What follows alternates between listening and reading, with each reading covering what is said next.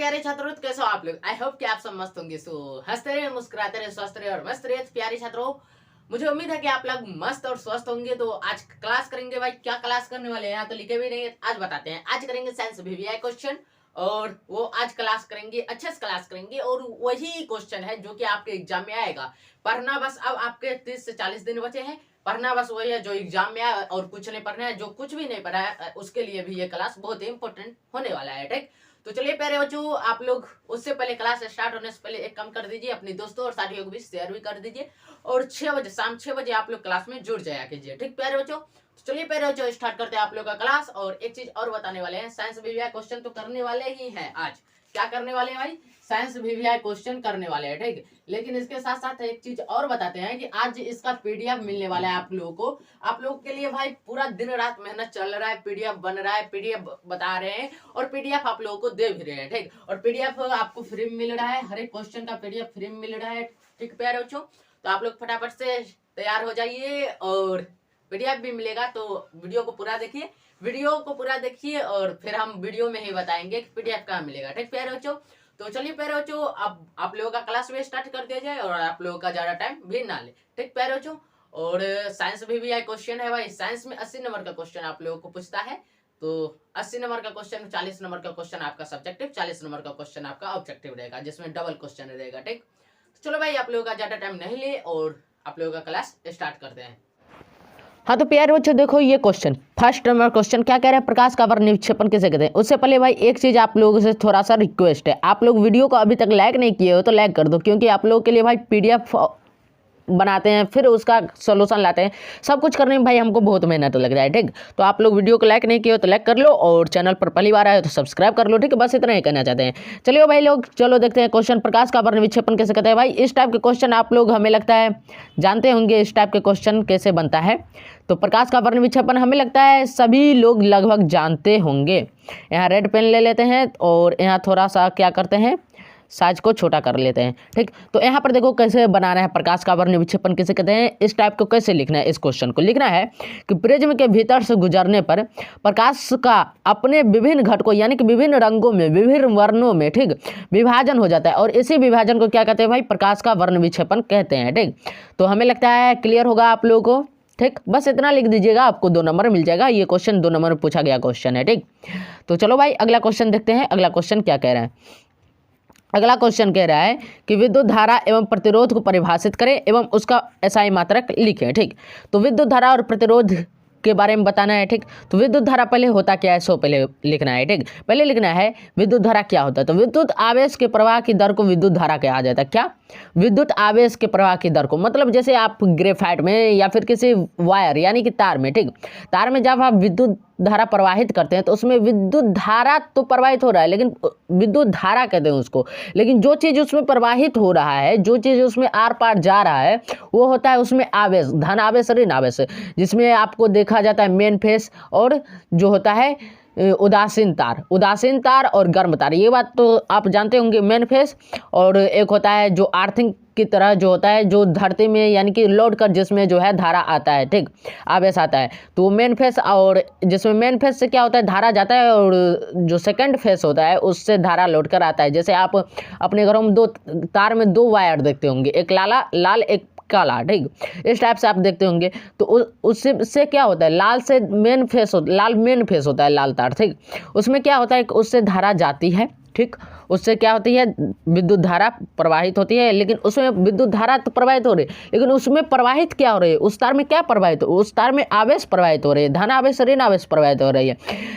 लाल colour के तार में आपको धन आवेश प्रवाहित होती है, और काला कलर का जो तार होता है, काला कलर का, उसमें क्या होता है, ऋण आवेश प्रवाहित होती है। ठीक, तो इसे ही क्या कहते हैं भाई, विद्युत धारा कहा जाता है। क्या? तो अब विद्युत आवेश के प्रवाह की दर को विद्युत धारा कहा जाता है। ठीक, विद्युत धारा का एसआई मात्रक भाई एम्पियर होता है। क्या होता है? एम्पियर। इसको ए से सूचित किया जाता है। ठीक, विद्युत धारा का एसआई मात्रक क्या होता है भाई? एम्पियर होता है। तो ये हमें लगता है आप लोगों को क्लियर होगा। ठीक, और यदि किसी चालक के किसी अनुप्रस्थ काट से होकर t समय में q आवेश प्रवाहित होता हो, तो उससे चालक से होने वाली धारा I = क्या होता है? आवेश बटा समय, आवेश बटा समय, ये चीज़ आप देख रहे होंगे, आवेश बटा समय।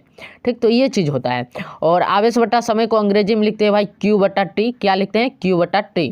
तो Q बटा T भी आपको दिख रहा होगा। ठीक, तो हमें लगता है यहाँ तक आप लोगों को क्लियर होगा। आगे चलेंगे। अब हमें प्रतिरोध का परिभाषा देना है। ठीक, यहाँ तो आवेश का परिभाषा, सॉरी, विद्युत धारा का परिभाषा दे चुके हैं। यहाँ पर विद्युत धारा का परिभाषा दे दिए। ठीक, और उसके साथ साथ जो है विद्युत धारा का SI मात्रक भी बता दिए यहाँ पर, एम्पियर। तो ये हमारा क्लियर हो गया।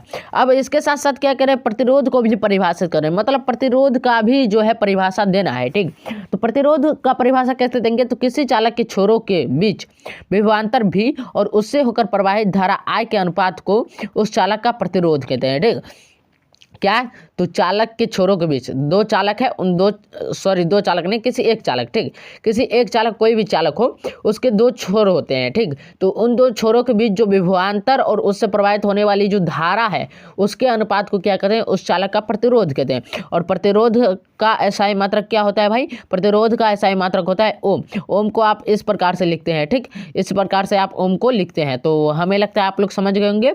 चिन्ह भाई यहाँ टाइप नहीं कर पाए क्योंकि भाई हमें जो है यहाँ पर ओम टाइप करना अभी मतलब ध्यान में नहीं था। उसे टाइप कर सकते हैं लेकिन जिस टाइम टाइप कर रहे थे उस टाइम ध्यान में नहीं था। ठीक, तो आपको ओम किस प्रकार से लिखा जाता है, यहाँ पर हम लिख दिए भाई ओम है, उसके बाद देखो भाई रेड कलर से यहाँ पर लिख दिए हैं ओम, इसी प्रकार से चिन्ह बनाया जाता है। ठीक, तो हमें लगता है आप लोग समझ गए होंगे ये वाली बात। तो आप लिख लेंगे, आप विद्युत धारा एवं प्रतिरोध को परिभाषित कर लेंगे। ठीक, तो चलो भाई चलते हैं नेक्स्ट क्वेश्चन पे। ठीक, नेक्स्ट क्वेश्चन देखा जाए। अगला क्वेश्चन देखिए क्या कह रहा है। ये वाला तो हमको थोड़ा सा ऊपर और करना पड़ेगा। ठीक, या फिर थोड़ा सा इधर कर लेते हैं। हाँ, अब ठीक रहेगा।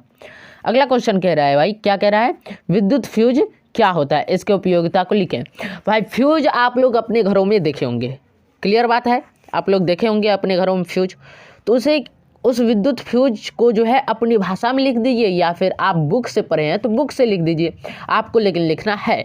और ये क्वेश्चन भाई कई बार एग्जाम में आ चुका है और संभावना है कि इस बार भी आ जाए, कोई ठीक नहीं है भाई। बिहार बोर्ड है, बिहार बोर्ड को हम लोग क्या कहते हैं भाई मालूम है, पागल बोर्ड, समझ गए हो। कहीं से भी, पूरे बुक में कहीं से भी कुछ भी क्वेश्चन उठा करके पूछता है, लेकिन ये जो क्वेश्चन पूछता है ये अच्छे क्वेश्चन पूछता है जो कि कई बार एग्जाम में आ चुका है। ठीक, तो चलो भाई यहाँ पर देखो क्या कहता है, फ्यूज शीशे, मतलब फ्यूज जो होता है विद्युत फ्यूज, यहाँ फ्यूज के पीछे हम विद्युत लिखना भाई भूल गए, सो सॉरी। यहाँ पर विद्युत फ्यूज क्या होता है यही नहीं पूछ रहा है, तो विद्युत फ्यूज जो होता है, फ्यूज के पीछे आप विद्युत लिख लीजिएगा। ठीक बच्चों, तो फ्यूज जो होता है शीशे और टिन का एक मिश्र धातु है। ठीक, शीशे और टिन का एक मिश्र धातु है और इसका गलनांक कम होता है। फ्यूज का गलनांक जो होता है कम होता है, विद्युत फ्यूज का गलनांक क्या होता है, कम होता है, तथा शॉर्ट परिपथ में यानी कि छोटा सा परिपथ में जो है होने वाली हानि से रक्षा करता है। मतलब कहने का मतलब क्या, शॉर्ट परिपथ मतलब क्या, शॉर्ट सर्किट होता है, शॉर्ट सर्किट होता है, ये सभी लोग जानते हैं। जब गर्म तार में बहुत अधिक धारा प्रवाहित हो जाती है तो उस टाइम जो उदासीन तार है वो उस धारा को क्या करते, लोड नहीं ले पाता है, इसकी वजह से जो है शॉर्ट सर्किट हो जाता है। ठीक, तो शॉर्ट सर्किट होने पर जो हमारे बाहरी उपकरण है, मतलब जो हमारे बहुत महंगा उपकरण है उसकी रक्षा करता है, जैसे बल्ब हो गया, पंखा हो गया।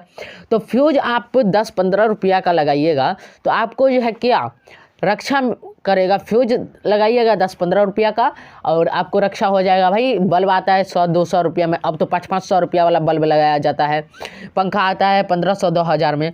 तो इस सभी जो है, ये सभी जो उपकरण है इसकी जो है आपको फ्यूज लगाने से रक्षा हो सकती है। ठीक, तो वही कहता है कि हानि से रक्षा करता है, मतलब इस सभी चीज़ के उड़ने से रक्षा करता है, मतलब क्या, इस सभी चीज़ का ब्लास्ट होने से रक्षा करता है, मतलब फ्यूज होने से रक्षा करता है। ठीक, फ्यूज जो होता है इन सभी चीज़ का फ्यूज होना से, बल्ब फ्यूज हो जाता है उसको हम क्या कहते हैं अपनी भाषा में, बल्ब फ्यूज हो गया या फिर बल्ब उड़ गया। तो एक्चुअल में तो बल्ब हवा में तो नहीं उड़ता है, इसको पहले बताओ, एक्चुअल में बल्ब हवा में नहीं उड़ता है, लेकिन वो क्या होता है, खराब हो जाता है, तो उसको खराब होने से जो है बचाता है फ्यूज। ठीक, विद्युत फ्यूज उसको खराब होने से बचाता है। ठीक, और यहाँ पर देखो भाई, जब विद्युत फ्यूज लगा रहता है तो अगर गर्म तार से बहुत अधिक धारा प्रवाहित हो रही है, ठीक, बहुत अधिक धारा आई, तो विद्युत फ्यूज क्या करता है, अपने अंदर ही उस तार को जो क्या करता है, कनेक्शन कट कर देता है। कम गलनांक का होता है ये विद्युत फ्यूज, कम गलनांक का होता है और बहुत अधिक धारा आ जाता है। तो बहुत अधिक धारा आएगा तो ये कम गलनांक वाला विद्युत फ्यूज लोड नहीं लेता है और खुद में ही अंदर क्या हो जाता है, गल जाता है। गल जाने के बाद क्या होता है कि वहाँ से कनेक्शन कट हो जाता है और आगे जो है विद्युत धारा वो प्रवाहित नहीं हो पाते है। ठीक, तो यही होता है विद्युत फ्यूज। ठीक, तो हमें लगता है आप लोग क्लियर समझ गए होंगे। तो अब इसको लिखना कैसे है, तो देखो लिखेंगे फ्यूज शीशे और टिन का एक मिश्र धातु है, इसका गलनांक कम होता है तथा शॉर्ट परिपथ में होने वाली हानि से रक्षा करता है। फ्यूज का उपयोग परिपथ को अतिभारण तथा लघुपतन से बचाने के लिए किया जाता है।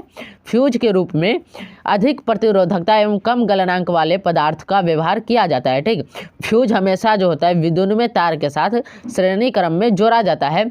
जब भी क्षमता से अधिक विद्युत धारा तार से प्रवाहित होते हैं, यही बात हम समझा रहे थे तब से, जब भी तार से जो है क्षमता से अधिक विद्युत धारा प्रवाहित होती है तो विद्युत धारा के उसमें प्रभाव के कारण फ्यूज का तार गल जाता है। हमने बताया तार गल जाता है। ठीक, और परिपथ भंग हो जाता है, मतलब वहाँ से कनेक्शन जो है टूट जाता है। ठीक, और इससे महंगे उपकरण की आवश्यकता से अधिक फ्यूज धारा को प्रभाव से बच जाते हैं। ठीक, आवश्यकता से अधिक विद्युत धारा, भाई फ्यूज धारा बोल दिया, विद्युत धारा के प्रभाव से कुप्रभाव मतलब क्या, विद्युत धारा जो जाकर के उसको नष्ट करता है उस महंगा उपकरण को। ठीक, जैसे हो गया कूलर, बल्ब, पंखा, हीटर, इस टाइप के महंगे उपकरण बहुत आ गए। ठीक, तो इससे अगर इस सभी महंगे उपकरण की जो है रक्षा हो जाता है क्योंकि कनेक्शन कट हो जाता है। तो हमें लगता है आप लोग क्लियर समझ गए होंगे।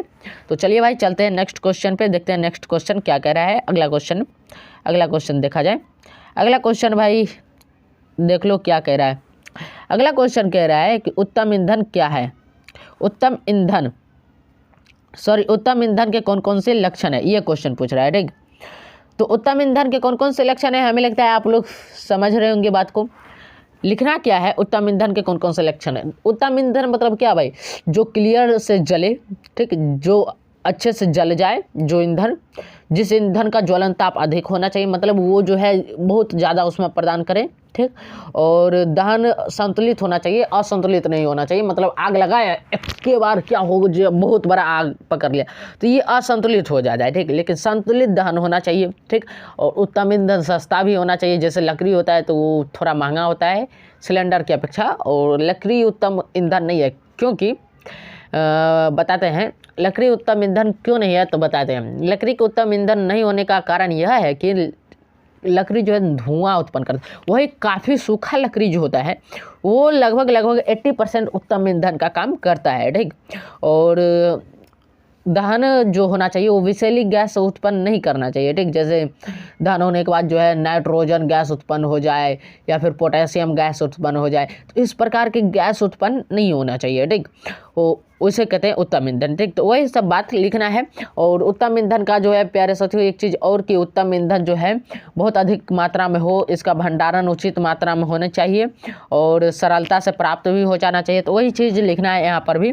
क्या लिखना है, तो उत्तम ईंधन के लक्षण क्या लिखेंगे पहले, उत्तम ईंधन के लक्षण। पहला क्या, तो इसमें मान अधिक होना चाहिए। ठीक, इसका उसमें मान, ये मान अधिक होना चाहिए। ठीक, इसका ज्वलन ताप जो है, ज्वलन आप लिखा गया भाई, ज्वलन ताप होता है। ठीक, क्या होता है, ज्वलन ताप। तो यहाँ आप लोग जो है ज्वलन ताप कर लेना, यहाँ पर आप लोग थोड़ा सा उचित कर लेना। ठीक, यहाँ पर हम घेरा लगा देते हैं और इसको यहाँ पर लिख देते हैं भाई ताप। ठीक, क्या होता है भाई, ज्वलन ताप। तो ज्वलन ताप जो है उचित होना चाहिए। ठीक, इसके दहन की दर संतुलित होना चाहिए। ठीक, यह सस्ता भी होना चाहिए। उत्तम ईंधन सस्ता भी होना चाहिए तब ना उत्तम होगा भाई, सभी को प्रोवाइड हो जाना चाहिए वो ईंधन। ठीक, दहन के बाद विषैली गैस नहीं निकलनी चाहिए जो कि हमारे जीवन के लिए हानिकारक हो, ऐसी गैस नहीं निकलनी चाहिए। इसका भंडारण तथा प्रयोग विधि सरल तथा सुरक्षित होनी चाहिए। इसके चलने के बाद अवशेष पदार्थ मतलब क्या, यहाँ गलत लिखाया भाई, अवशेष ऐसे लिखता है, अवशेष। इसके जलने के बाद अवशेष पदार्थ कम से कम बचना चाहिए। जैसे सूखी लकड़ी को आप जलाइएगा तो उसमें अवशेष पदार्थ बहुत अधिक निकलता है। ठीक, तो अवशेष पदार्थ कम से कम बचना चाहिए, ये कह रहा है। ठीक, मतलब ज़्यादा नहीं होना चाहिए, मतलब जलाने के बाद राख जो है बहुत ज़्यादा हो जाता है, तो ऐसा नहीं होना चाहिए। ठीक, तो अवशेष पदार्थ कम होना चाहिए। ठीक, उसके साथ क्या होना चाहिए, तो ये सरलता से पर्याप्त मात्रा में उपलब्ध होना चाहिए, मतलब जितनी हमें ज़रूरत है उतनी हमें सरलता से मिल जाना चाहिए। ठीक, तो हमें लगता है क्लियरली आप आप लोग समझ गए होंगे ये बात। तो आपको इसी प्रकार से लिखना है। वैसे भी आपको इसका PDF हम देने वाले हैं, तो टेंशन नहीं लेना है। और PDF कहाँ मिलेगा आप लोग को पता होना चाहिए, PDF कहाँ मिलेगा। तो क्लियर बता दें PDF कहाँ मिलेगा। तो अब बता देते हैं, पहले अगला क्वेश्चन पर चलो, फिर बता देते हैं PDF आप लोगों को कहाँ मिलेगा। ठीक, क्योंकि आपको PDF भी देना है हमको, और PDF आप लोगों के पास रहेगा तो आप लोग अच्छे से लिख पाइएगा, क्योंकि क्लियर है। देखो पूरा का पूरा क्लियर, जितना जूम आप कीजिएगा उतना क्लियर आपको दिखेगा। देखो भाई क्लियर दिख रहा है, जितना जूम कीजिएगा उतना क्लियर दिखेगा। तो आप लोगों के पास PDF रहेगा तो टेंशन खत्म रहेगा, और आप लोग लिख भी सकते हैं। ठीक प्यारे बच्चों, तो चलिए बता देते हैं कहाँ पर आपको PDF मिलेगा। ठीक, तो प्यारे बच्चों आप लोगों को जो PDF है वो कहाँ मिलेगा बताते हैं। आप यहाँ पर नीचे डिस्क्रिप्शन में चले जाइएगा। ठीक, इसका हमने बताया अभी जस्ट इंट्रो में बताया कि आपको PDF भी मिलेगा। तो आप यहाँ ठीक नीचे डिस्क्रिप्शन में जाइएगा, तो आपको जो है टाइटल लिखा होगा।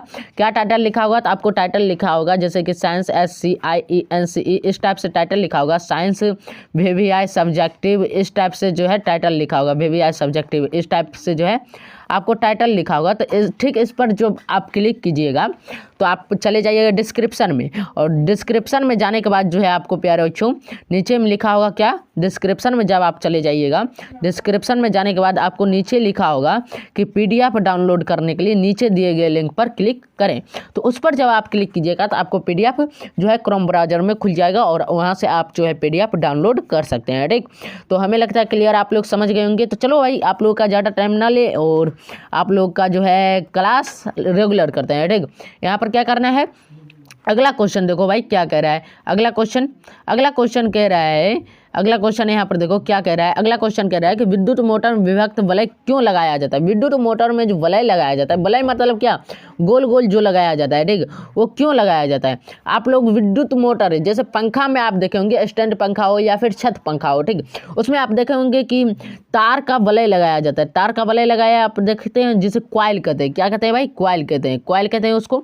तो ये चीज़ आप लोग देखें, अगर मैकेनिक की दुकान पर गए होंगे, तो नहीं गए होंगे तो भाई अलग बात है, अगर गए होंगे तो आप लोग ये चीज़ देखे होंगे। तो वो क्यों लगाया जाता है, ठीक, वो क्यों लगाया जाता है ये क्वेश्चन पूछ रहा है। ठीक, विद्युत मोटर में आप क्या समझ सकते हैं, विद्युत मोटर में स्टैंड पंखा समझ सकते हैं, छत पंखा समझ सकते हैं। ठीक, इसी प्रकार से आप लोग बहुत चीज़ विद्युत मोटर के अंदर आता है। आप लोगों के घरों में भी विद्युत मोटर लगाया जाता है, हर एक के घरों में लगाया जाता है। तो आप लोग वो जो देखते हैं, हमने जो उदाहरण दिया पंखा में, वो पंखा लगभग सभी के घरों में होता है, और उसमें विद्युत मोटर आप लोग देख सकते हैं। जब आप लोगों का पंखा खराब हो तब आप लोग जा करके देख सकते हैं। थोड़ा सा बैकग्राउंड साउंड आया होगा तो कोई बात नहीं है, इतना चलते रहता है।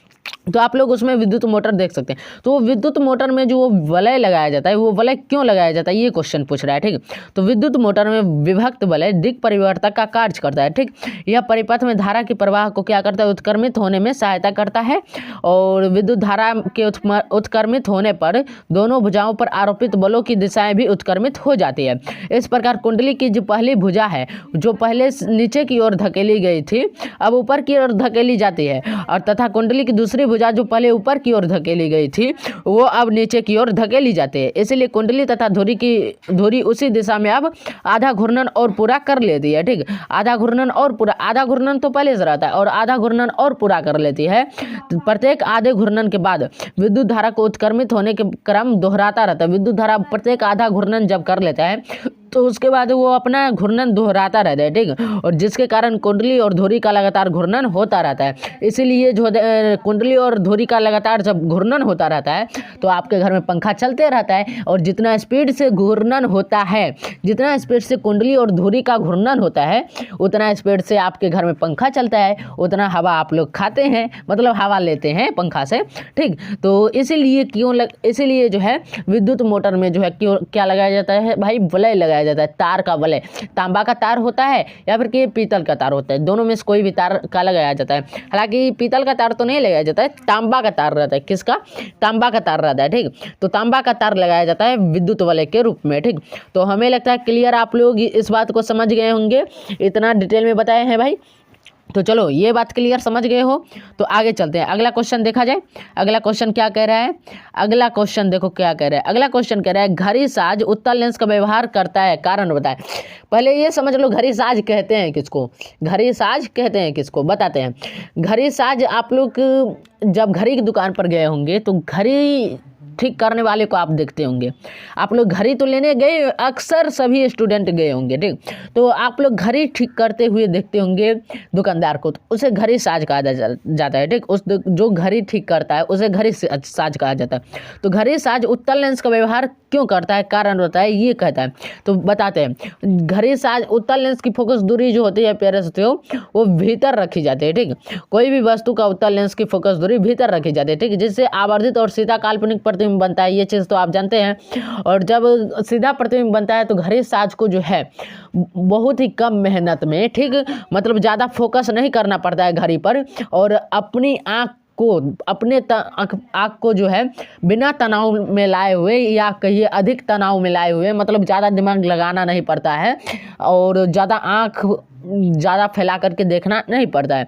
तो ऐसा करने से बचने के लिए जो है घड़ी साज, यानी कि जो घड़ी की मरम्मत करता है जो दुकानदार, वो क्या करता है, जो घड़ी की मरम्मत करता है वो क्या करता है, उत्तल लेंस का व्यवहार करता है, ठीक।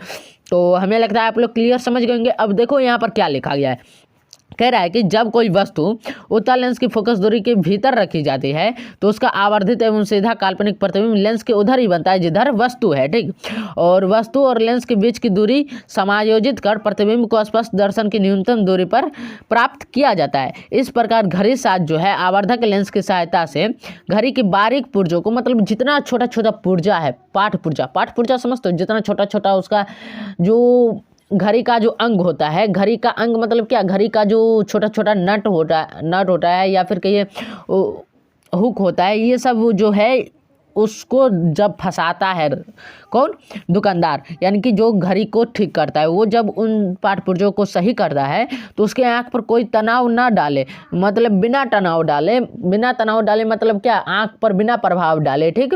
और साफ साफ देख सकता है, ठीक, और साफ साफ देख सकता है उत्तल लेंस के व्यवहार करने से। और अतः क्या होता है, इसके वजह से जो होता है घड़ी साज जो है घड़ी की मरम्मत करते समय आवर्धक लेंस का उपयोग करता है, मतलब क्या, उत्तल लेंस का उपयोग करता है। तो हमें लगता है आई होप कि आप सब समझ गए होंगे। तो चलो भाई, आप लोग समझ गए हैं तो आगे बढ़ेंगे। और आगे देखो भाई, अब आता है केमिस्ट्री क्वेश्चन। तो केमिस्ट्री क्वेश्चन आता है, तो केमिस्ट्री क्वेश्चन को भी देखा जाए और केमिस्ट्री क्वेश्चन को अभी सोल्यूशन किया जाए। तो आप लोग तैयार हो, बताओ फटाफट से। आप लोग तैयार हो तो केमिस्ट्री में पैर रखा जाए, केमिस्ट्री का क्वेश्चन देखा जाए। केमिस्ट्री का क्वेश्चन देखिए क्या कह रहा है। केमिस्ट्री का क्वेश्चन कह रहा है कि धोने का सौदा लिखा गया, भाई यहाँ पर सोडा होना चाहिए था, क्या, सोडा। यहाँ पर ठीक नीचे में लिखा गया है, ये वाला सोडा देखना, ठीक, धोने का सोडा। तो यहाँ कभी कभी टाइपिंग मिस्टेक हो जाता है बच्चों, तो इस सब के लिए कोई टेंशन नहीं लेना है, इतना इतना चलते रहता है, ठीक, इतना इतना जो है होते रहता है, इस सब के लिए टेंशन नहीं लेता है, ठीक। इसको थोड़ा और जूम आउट कर लेते हैं ताकि हर एक क्वेश्चन इसमें जो है आ जाए, ठीक, क्वेश्चन आंसर पूरा का पूरा। तो यहाँ क्या कह रहा है कि धोने का सोडा एवं बेकिंग सोडा के दो प्रमुख उपयोग बताएं। दो उपयोग बताना है, धोने का सोडा और बेकिंग सोडा का, ठीक। तो धोने का सोडा का उपयोग पहले देख लिया जाए। धोने का सोडा का क्या उपयोग होता है, तो इसका उपयोग घरों के सूती कपड़ों की साफ सफाई के लिए होता है। सूती कपड़ा जब साफ सफाई किया जाता है तो उसमें धोने का सोडा का उपयोग किया जाता है, ठीक। और दूसरा कि इसका उपयोग जो है कांच, साबुन तथा कागज उद्योगों में भी किया जाता है, उद्योगों में, ठीक। कागज का उद्योग हो या फिर साबुन का उद्योग हो या फिर कांच मतलब समझते हो शीशा, इसका उद्योगों में जो है प्यारे बच्चों क्या किया जाता है, धोने का सोडा का उपयोग किया जाता है, ठीक। और बेकिंग सोडा का उपयोग कहाँ होता है, तो बेकिंग सोडा का उपयोग प्यारे साथियों सोडा अम्ल बनाने, किसमें, सोडा अम्ल बनाने तथा अग्निशामक में किया जाता है। और उसके साथ साथ जो है इसका उपयोग पावरोटी तथा केक बनाने में भी किया जाता है। तो दो प्रमुख उपयोग बता दिए आप लोग को। आप लोग भी ऐसे ही लिख करके आना, एग्जाम में फुल मार्क्स मिलेगा, कोई टेंशन नहीं, कोई घबराने की बात नहीं है, ठीक। तो हमें लगता है आप लोग समझ गए होंगे। अब चलेंगे नेक्स्ट क्वेश्चन पे, देखा जाए नेक्स्ट क्वेश्चन थोड़ा इधर किया जाए और थोड़ा सा इसको जो है जूम आउट किया जाए, काहे कि बहुत बड़ा हो गया। अब देखो नेक्स्ट क्वेश्चन क्या कह रहा है, आयनिक यौगिकों के गलनांक उच्च क्यों होते हैं। आयनिक यौगिक होता है, चलो भाई ये आयनिक यौगिक होता है जिसमें धनायन ऋणायन होता है, उस यौगिक को आयनिक यौगिक कहा जाता है। चलो भाई आयनिक यौगिक समझ गए। आयनिक यौगिक में आप समझ गए आयनिक यौगिक होता है और ये पूछता है कि आयनिक यौगिक का गलनांक उच्च क्यों होता है, इसका क्या कारण है ये बताइए। तो आयनिक यौगिक का गलनांक उच्च होने का क्या कारण होता है वो बताना है, ठीक। तो पहले तो बताओ आयनिक यौगिक में क्या क्या चीज़ होना चाहिए। तो आयनिक यौगिक में धनावेश ऋणावेश होना चाहिए, धनायन ऋणायन होना चाहिए, ठीक, धनायन ऋणायन होना चाहिए, ठीक। ये तो आवेश तो होता है, आवेश होता है भाई आपका फिजिक्स में, लेकिन आपका केमिस्ट्री में क्या होता है भाई, आयन होता है। क्या होता है, आयन। तो आयनिक यौगिक में जो है आपका प्यारे बच्चों धनायन और ऋणायन होना चाहिए, ठीक। और आयनिक यौगिक में धनायन ऋणायन होगा तो इसमें स्थिर वैद्युत आकर्षण बल भी लगता है और वो बल प्रबल होता है, ठीक। कैसा होता है, प्रबल होता है, मतलब बहुत ताकतवर बल होता है, ठीक। इसलिए आकर्षण के बल को समाप्त करने के लिए, ठीक, आकर्षण के बल को, वो जो आकर्षण बल होता है स्थिर वैद्युत आकर्षण बल, उस बल को समाप्त करने के लिए जो होता है आयनिक यौगिक को गलाने के लिए काफ़ी अधिक ऊर्जा की आवश्यकता पड़ जाती है, ठीक। और इस ऊर्जा को आवश्यकता पड़ जाती है तो इस कारण जो आयनिक यौगिक का गलनांक उच्च होता है। जब अधिक ऊर्जा आएगी तो उसका गलनांक उच्च हो जाएगा, ठीक। तो हमें लगता है आप लोग हमारी बात समझ रहे होंगे। और इसको लिखना कैसे है वो देखो, लिखना कैसे है। तो आयनिक यौगिक जो होता है धन और ऋण आयनों से बने होते हैं, ये चीज़ लिख देना है। आयनिक यौगिकों के विपरीत रूप में, मतलब क्या, आयनिक यौगिक के विपरीत रूप से आवेशित आयनों के बीच स्थिर वैद्युत आकर्षण बल प्रबल होता है। मतलब स्थिर वैद्युत आकर्षण बल जो लगता है आयनिक यौगिकों के बीच, उसमें क्या होता है, ये बहुत प्रबल होता है, ठीक। प्रबल मतलब क्या, बहुत शक्तिशाली होता है, बहुत ताकतवर होता है, ठीक। और इसलिए आकर्षण के इस बल को समाप्त करने के और आयनिक यौगिकों को गलाने के लिए इस आकर्षण बल होता है स्थिर वैद्युत आकर्षण बल, इस बल को समाप्त करने और इसके आयनिक यौगिक को गलाने के लिए काफ़ी अधिक उष्मा ऊर्जा की आवश्यकता होती है। इस कारण आयनिक यौगिकों के गलनांक उच्च होते हैं। मतलब ज़्यादा हमें उष्मा की आवश्यकता हो रही है, मतलब क्या, हमें ज़्यादा गर्म चीज़ चाहिए, ठीक। इस चीज़ को गलाने के लिए ये जो स्थिर विद्युत बल लग रहा है, इस स्थिर विद्युत बल को समाप्त करने के लिए क्या करना पड़ता है, हमें अधिक ऊर्जा की ज़रूरत पड़ती है। और वो ऊर्जा की, जब हमें अधिक उष्मा ऊर्जा की ज़रूरत पड़ती है तो उस कारण जो है आयनिक यौगिकों के गलनांक होते हैं उच्च, ठीक। ये तो हमें लगता है, आई होप कि आप सब क्लियर समझ गए होंगे बात को। तो आप लोग क्लियर समझ गए हैं तो चला जाए अब नेक्स्ट क्वेश्चन पे।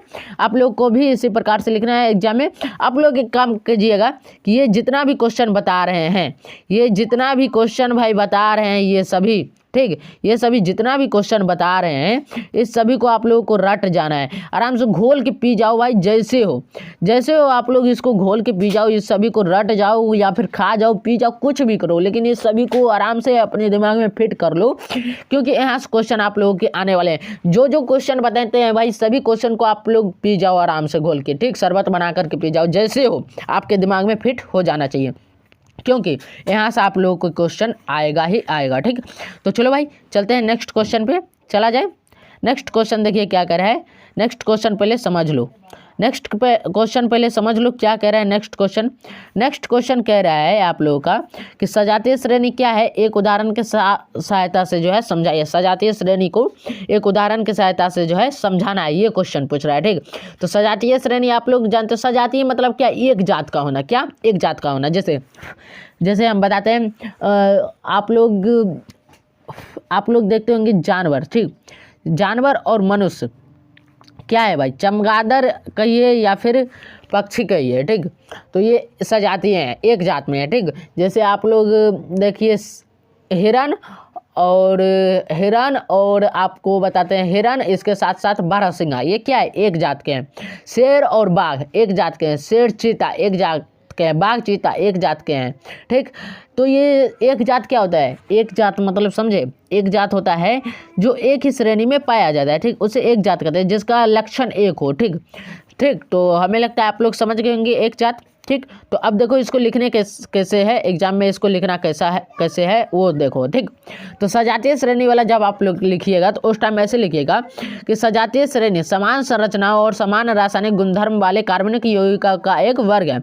समान होना चाहिए, ये चीज़ हमने आपको बताया, ठीक। जैसे गाय भैंस ये सजातीय श्रेणी में आते हैं, ठीक, क्योंकि सजातीय श्रेणी में सभी में सब कुछ सेम टू सेम है, बस इसका जो है नेम चेंज है, ठीक, नेम चेंज है और बाकी बात सब कुछ सेम टू सेम है, ठीक। तो गाय भैंस आप समझ गए, ये सजातीय श्रेणी है, ठीक।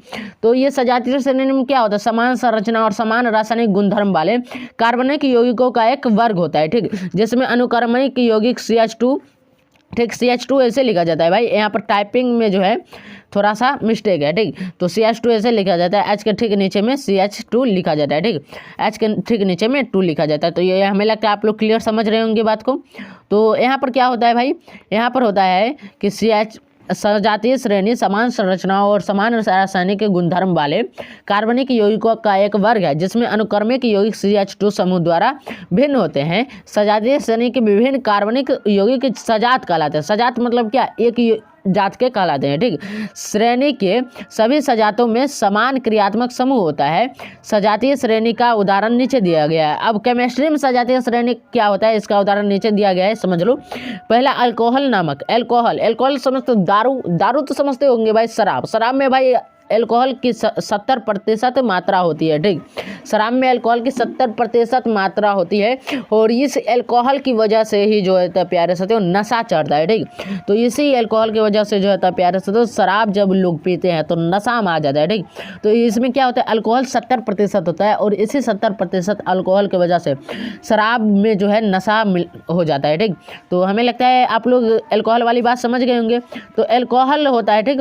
और अल्कोहल नामक यौगिक सजातीय श्रेणी बनाते हैं। अल्कोहल नामक एक यौगिक है जो सजातीय श्रेणी बनाते हैं जिसमें मेथेनॉल होता है भाई, मेथेनॉल होता है।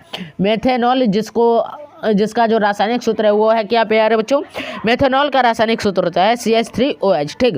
CH3OH होता है मेथेनॉल का रासायनिक सूत्र, CH3OH, ठीक। और उसके बाद आता है एथेनॉल का रासायनिक सूत्र क्या होता है, C2H5। क्या होता है भाई, यहाँ पर क्लियर कर देते हैं। एथेनॉल का रासायनिक सूत्र क्या होता है, C2H5।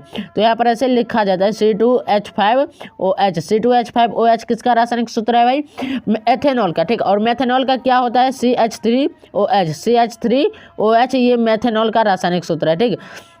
तो हमें लगता है क्लियर आप लोग समझ गए होंगे। इसके बाद आता है प्रोपेनॉल का रासायनिक सूत्र क्या होता है, C3H7OH। क्या, C3H7OH। ये होता है प्रोपेनॉल का रासायनिक सूत्र। किसका, प्रोपेनॉल का रासायनिक सूत्र। उसके बाद आता है ब्यूटेनॉल का रासायनिक सूत्र क्या होता है भाई, यहाँ पर लिख देते हैं C4H9OH, ठीक। C4H9OH ये किसका रासायनिक सूत्र होता है भाई, ब्यूटेनॉल का। किसका, ब्यूटेनॉल का। तो आप लोग क्लियर समझ गए होंगे। अब बताते हैं इसका जो रचना बनता है वो कैसे बनता है। तो इसका रचना बनता है CnH2n+1, ठीक। CnN+1 इस प्रकार से होता है शायद। 1 मिनट बच्चों रुक जाओ, CnH2n+1 इस प्रकार से शायद होता है। एक चीज़ एक बार और देख लेते हैं, CnH2n+1 और OH ये होता है अल्कोहल का संरचना सूत्र, ठीक। ये आप लोग ध्यान में रखिएगा, अल्कोहल का संरचना सूत्र क्या होता है, CnH2n+1 OH, ठीक। ये अल्कोहल का संरचना सूत्र होता है, ठीक। तो जब CnH2n+1 में जो है OH लग जाता है तो वो अल्कोहल हो जाता है, ठीक। तो अल्कोहल आप लोग समझ गए। अगर अल्कोहल का संरचना सूत्र पूछेगा तो आपको यही बताना है, CnH2n+1 OH, ठीक। ये अल्कोहल का संरचना सूत्र होता है और इससे क्या बनता है भाई, मेथेनॉल, एथेनॉल, प्रोपेनॉल, ब्यूटेनॉल ये सब बनता है। और अल्कोहल का सजातीय श्रेणी के पहले 4 सदस्य, ये 4 जो है ये चारों अल्कोहल का सजातीय श्रेणी का पहले 4 सदस्य, ये पहला, ये दूसरा, ये प्रोपेनॉल तीसरा हो जाता है, ब्यूटेनॉल चौथा हो जाता है, ठीक। तो हमें लगता है आप लोग क्लियर समझ गए होंगे सजातीय श्रेणी वाला। एक बार और देख लो क्या लिखना है सजातीय श्रेणी वाला में। सजातीय श्रेणी समान संरचनाओं और समान रासायनिक गुणधर्म वाले कार्बनिक यौगिकों का एक वर्ग है, ठीक। जिसमें अनुक्रमिक यौगिक CH2 समूह द्वारा भिन्न होते हैं। सजातीय श्रेणी के विभिन्न कार्बनिक यौगिक सजात कहलाते हैं। श्रेणी के सभी सजातों में समान क्रियात्मक समूह होता है। सजातीय श्रेणी का उदाहरण नीचे दिया है। क्या उदाहरण है, अल्कोहल नामक यौगिक जो है सजातीय श्रेणी बनाते हैं, ठीक। और हमने बता दिया 70% अल्कोहल और कुछ बाहरी चीज मिलाने से क्या बनता है भाई, शराब बनता है, ठीक। तो शराब वाला भी समझ गए कि शराब में कितना प्रतिशत अल्कोहल पाया जाता है, 70%। तो ये अल्कोहल जो होता है ये सजातीय श्रेणी बनाते हैं, जैसे methanol, ethanol, propanol, butanol. Methanol का रासायनिक सूत्र क्या होता है, CH3OH, एथेनॉल का C2H5OH, प्रोपेनॉल का C3H7OH, ब्यूटेनॉल का C4H9OH, ठीक। ये क्या बनाता है, ये सभी क्या है भाई, सजातीय श्रेणी है। किसका, अल्कोहल का, ठीक। और अल्कोहल की सजातीय श्रेणी ये पहले 4 सजातीय श्रेणी है, हालांकि होता कितना है 10, कितना होता है 10, ये पहले 4 सजातीय श्रेणी है, ठीक। तो हमें लगता है क्लियर आप लोग समझ गए होंगे। तो चलिए अब चलते हैं नेक्स्ट क्वेश्चन पे। अगला क्वेश्चन देखते हैं। अगला क्वेश्चन क्या कह रहा है। अगला क्वेश्चन कह रहा है क्या होता है जब धातु जल के साथ अभिक्रिया करते हैं। मतलब जब धातु को जल के साथ अभिक्रिया कराया जाता है तो उस टाइम क्या होता है, ये क्वेश्चन पूछ रहा है। ठीक, तो अब देखो बताते हैं। पहला नंबर बात तो सभी धातु जो है जल के साथ अभिक्रिया नहीं करते हैं। ये बात आप अपने दिमाग में फिट कर लीजिए। सभी धातु जल के साथ अभिक्रिया नहीं करती है और कुछ कुछ धातु ऐसे हैं जो जल के साथ अभिक्रिया करती है तो हाइड्रोजन गैस तथा धातु ऑक्साइड गैस उत्पन्न करती है। ठीक, जो ऑक्साइड जल में घुलनशील होते हैं, जो धातु ऑक्साइड जल में घुलनशील होते हैं वही धातु जो है जल के साथ अभिक्रिया करते हैं। ठीक, और जल में घुलकर क्या करते हैं, धातु हाइड्रोक्साइड प्रदान करते हैं, यानी धातु हाइड्रोक्साइड गैस जो है बाहर निकलता है उससे। ठीक, तो हमें लगता है आप लोग हमारी बात को समझ रहे होंगे। तो चलो भाई लिखना कैसे वो बताते हैं। आपको क्या लिखना है, जल के साथ अभिक्रिया करके धातुएं हाइड्रोजन गैस तथा धातु ऑक्साइड उत्पन्न करती है। जो धातु ऑक्साइड जल में घुलनशील है, जो जल में घोल कर क्या करता है, हाइड्रोक्साइड प्रदान करता है। हाइड्रोक्साइड होता है। ठीक, हाइड्रोक्साइड यहाँ पर चांद वाला जो ओ होता है वो लगा लेना।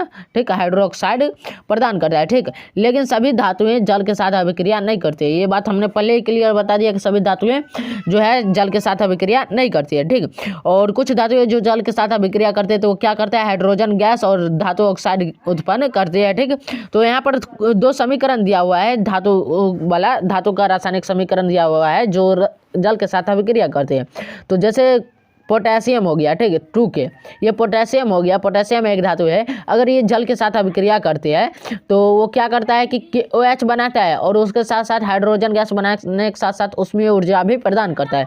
जैसे आप देख सकते हैं 2K प्लस 2H2O, ठीक, तिर का चिन्ह, ये ऐसे समीकरण लिखा होना चाहिए 2K ठीक प्लस 2H2O, H2O ऐसे। ठीक, उसके बाद तिर का चिन्ह। ठीक, उसके बाद लिखा होगा क्या भाई, 2KOH प्लस H2 क्या H2। ठीक, तो ऐसे ये समीकरण लिखा होना चाहिए, इस तिर का चिन्ह के बाद ये वाला बात लिखना। ठीक, तो हमें लगता है आप लोग क्लियर समझ रहे होंगे ये बात को। और दूसरा समीकरण देख लो। दूसरा समीकरण क्या है, 2Al प्लस 3H2O, तिर का चिन्ह Al2O3 प्लस 3H2। इस समीकरण को ऐसे लिखना 2Al। ठीक, Al क्या है भाई, एल्युमिनियम है। ठीक, 2Al plus 3H2, 3H2O, H2O भाई जल है, H2O क्या है, जल है। ठीक, और ये चीज़ लिखने के बाद आपको तिर का चिन्ह देना है। उसके बाद ये चीज़ लिखना है, यहाँ तो जगह आगे नहीं बचा, आगे लिखना है, हम नीचे लिख रहे हैं। उसके बाद क्या लिखा है भाई, Al2O3 क्या, Al2O3, ये 3 जो है भाई, ये 3 नीचे आता है। ठीक, 3 Al2O3 ठीक प्लस 3H2, 3H2। तो हमें लगता है क्लियर आप लोग समझ गए होंगे समीकरण। ठीक, तो समीकरण कैसे लिखना है ये बात समझ गए होंगे। तो चलो भाई चलते हैं नेक्स्ट देखते हैं। अब तो भाई नेक्स्ट में क्वेश्चन है ही नहीं। ठीक, नेक्स्ट में क्वेश्चन नहीं है तो चलो भाई अब आ जाते हैं आपके बोर्ड पे। ठीक, बोर्ड पर बताते हैं कुछ बातें बताते हैं। और एक चीज़ और क्लियर आपको बता देते हैं कि आपको PDF की ज़रूरत है। ठीक, PDF की आपको जो है ज़रूरत है। और PDF हमने बताया आपको कहाँ मिलेगा, तो आप नीचे डिस्क्रिप्शन में आप क्लिक कीजिए। ठीक, डिस्क्रिप्शन पे क्लिक कीजिए, मतलब आपको जो टाइटल लिखा हुआ है इस टाइप से। ठीक, इस टाइप से आपको जो यहाँ पर टाइटल लिखा हुआ है वीडियो के ठीक नीचे में, उस पर आप क्लिक कीजिए। ठीक, और उस टाइटल पर क्लिक कीजिएगा तो आप चले जाइएगा डिस्क्रिप्शन में, और नीचे लिखा होगा कि PDF डाउनलोड करने के लिए नीचे दिए गए लिंक पर क्लिक करें, और उस पर जब आप क्लिक कीजिएगा तो आपको PDF मिल जाएगा। ठीक, तो चलो प्यारे बच्चों आप लोग PDF डाउनलोड कीजिएगा। ठीक, और उससे पहले बोर्ड पर आ जाते हैं, कुछ एक दो बात बता देते हैं आपको क्या करना है। ठीक, तो चलो भाई आ जाते हैं बोर्ड पे। प्यारे बच्चों बताओ आप लोगों का क्लास कैसा लगा। ठीक, अगर क्लास अच्छा लगा हो तो आप लोग हमें रिप्लाई कर सकते हैं कमेंट बॉक्स में, और अपने साथियों को शेयर भी कर सकते हैं। और दूसरी बात, आप लोग को PDF के लिए हमने बताया, कहाँ बताया तो आपको बताते हैं। आप लोग जब वीडियो देख रहे हैं तो आपको टाइटल दिख रहा होगा वीडियो के ठीक नीचे में, तो वहाँ पर आप क्लिक कीजिएगा तो आपको नीचे में आ जाइएगा डिस्क्रिप्शन में, वहाँ लिखा होगा PDF डाउनलोड करने के लिए नीचे दिए गए लिंक पर क्लिक करें। वहाँ पर क्लिक कीजिएगा तो आपको PDF खुल जाएगा और आप वहाँ से PDF डाउनलोड कर सकते हैं। इतना चीज हमने आपको क्लास में बताया। तो चलिए प्यारे बच्चों आज का क्लास यहीं तक रहने देते हैं, मिलते हैं नेक्स्ट क्लास में, तब तक के लिए जय हिंद जय भारत।